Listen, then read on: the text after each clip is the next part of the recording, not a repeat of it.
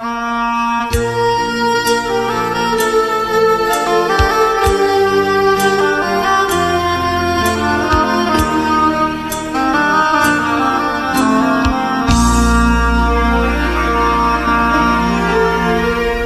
นือเมื่อหน้า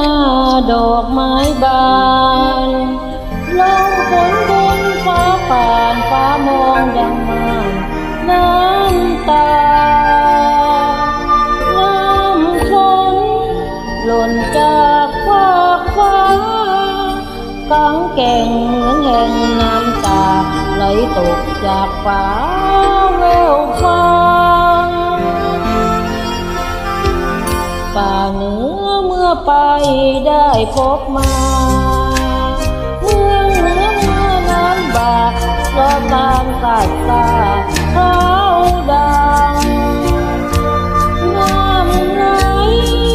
ไปหลากมากครั้งสายชนหมุนวนเหมือนดังไหลหลังเป็นวังน้ำวนริมฝั่งวังน้ำกำลงคงมีแสงจันทร์คืนหนึ่งคืนนั้นพบกันที่เอ่ยสองคนเมืองเหนือนงนั้นคงมีมนเป่าหัวใจเสียจนจนให้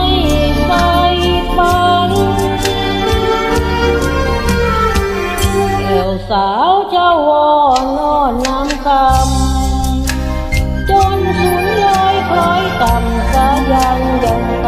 ำทุกวันแล้วฉะไหน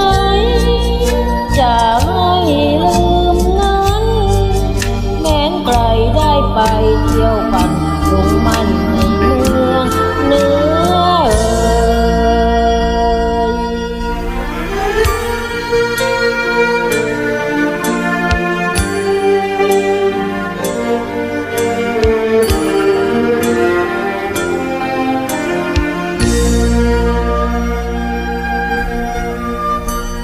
สาวเจ้าวอนงอนน้ำค